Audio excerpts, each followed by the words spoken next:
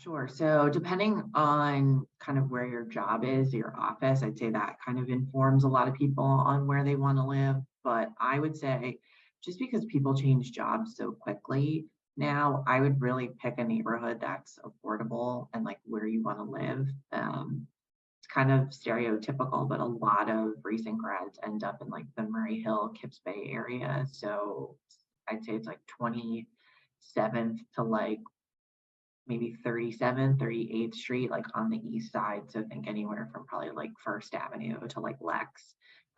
There are a lot of buildings that'll do like flex apartments, which I know if you're not in New York all the time, you're like, what in the world is a flex apartment? But it'll be like pretty spacious ones where they'll put up walls and maybe they'll kind of block off a part of the living room. And make that like into another bedroom. So like it might be like a 1 bedroom apartment, but the way it's laid out, you can make it into a 2 bedroom. And that makes it like much more affordable. That's probably the neighborhood, especially like post grad. Obviously, you're not making a ton of money, and in New York, anyway, you can kind of cut costs. But I would say that's probably like the number one neighborhood if you're like right out of school. Obviously, if or the financial district is also probably another popular one again because it's not like super popular, but if you work downtown, that's like really easy and convenient. And there are a lot of like luxury buildings where you can kind of flex spaces off to make your rent like significantly cheaper, but you still get the benefit of like living in a luxury building with maybe like a doorman or a gym that you don't have to pay for. But I would say definitely like think about your lifestyle. What's most important to you? I highly recommend do not spend all of your money on rent because if you cannot like go out, you'll be kind of miserable.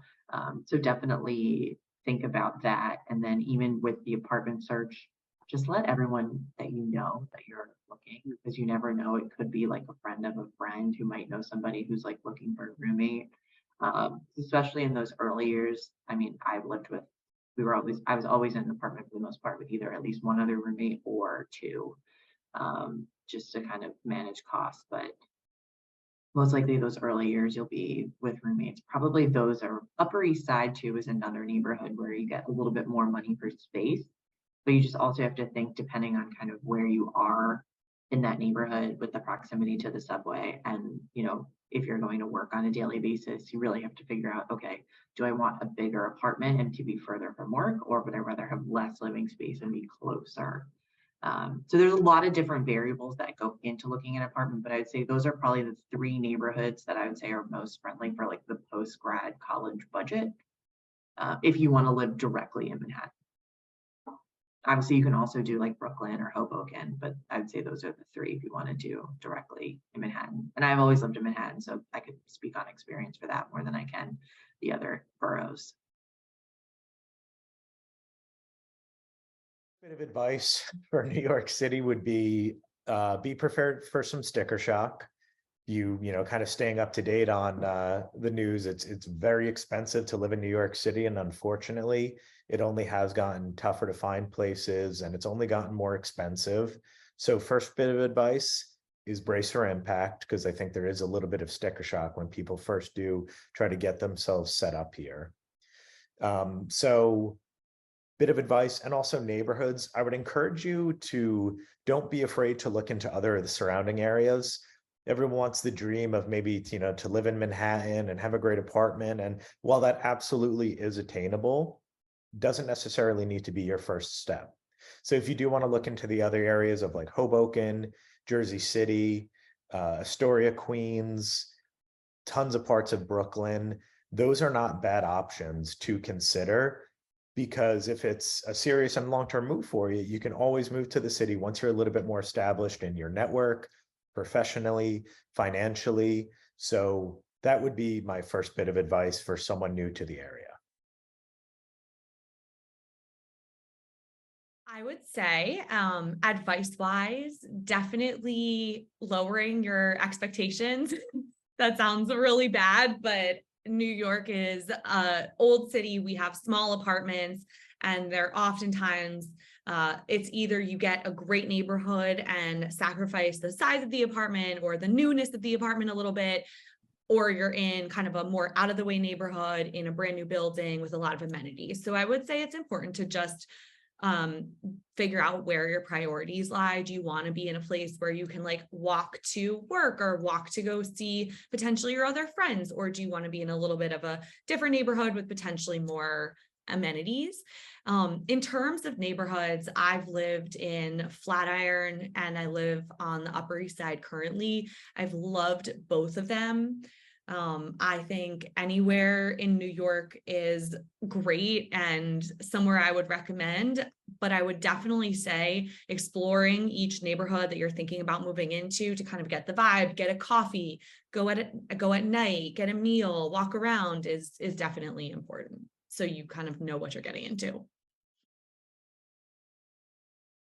I think looking for an apartment in New York City is never fun. I've done it a lot over the years. I've lived in many different neighborhoods. I think a couple that I think of right off the top of my head, the first one that I lived in was actually in the financial district. It's a little bit more affordable. There's a lot more to do now than when I lived there back then. I think the Upper East Side is another area in the city. Murray Hill, a lot of younger, like new graduates that move to those parts of the city. And then ultimately, if you're looking outside of the city, I think Brooklyn, Jersey City, Hoboken, there's a lot of young people and young communities there. But I think those would be the first areas that come to mind if I'm thinking about like just moving to the city.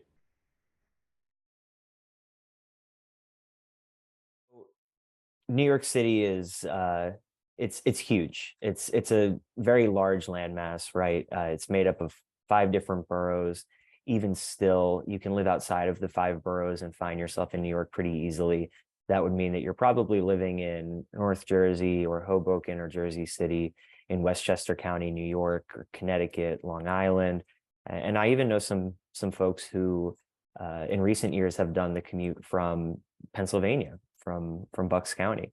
And I personally have always lived in Manhattan. I've lived in a few different neighborhoods now and a few different apartments in the almost 5 years that I've been in New York. You find a lot of great first apartments on the east side of Manhattan that, from north to south takes you down from the Upper East Side to Midtown East to Murray Hill and Kips Bay to the East Village and Lower East Side. There are a lot of neighborhoods downtown in Manhattan that can provide you with a lot of room, New York City apartment wise, to kind of move around. And they become pretty interesting these days, like the Financial District or Nolita, for instance. Those I think are great areas to find a first apartment in Manhattan. And then from there, there are so many great neighborhoods that you can and you should live in Manhattan, because each one is different. Each one kind of has its own character, its own pizzazz, its own phenomenal restaurants and bars. And from there, it's only natural as well to branch out into different boroughs and different cities like Hoboken or Jersey City. My first apartment, I lived with a high school friend who ended up working in Manhattan. And then after that, she went on to move in with a significant other. And then I didn't have any other friends at the time who were like looking for someone to like live in a lease. So I ended up doing, and it could be different now. So again, this is like 2014, 2015. It was through like Craigslist or Roomster. Where you could find people who, were looking for apartments, and it ended up being, and you kind of go and like interview. It's sort of like you sell yourself like, hi, I'm Tara, like I'm a young professional, like I work in tech, because what people I think don't realize too is like New York is also very transient. I think it's different if you grew up here, but a lot of people might be here for the experience for a few years, and then, they grew up in the Midwest, they want to go back, to where they grew up. So there's always somebody who's looking for a roommate. So don't ever be like discouraged by that. But I ended up interviewing for like 2 apartments, and one of the girls actually went to St. Joe's, was a little bit older than me at the time. So we didn't like cross paths. I think she was a senior when I was like a freshman. So again, you'll always find like you can find some kind of connection, even if you don't know someone. But it ended up being through Craigslist. It was a neighborhood I wanted to be in. And I interviewed with the girl, and one of us actually, we knew a couple of the same people and kind of a small connection. And they ended up like picking me for the apartment. That's kind of how it works.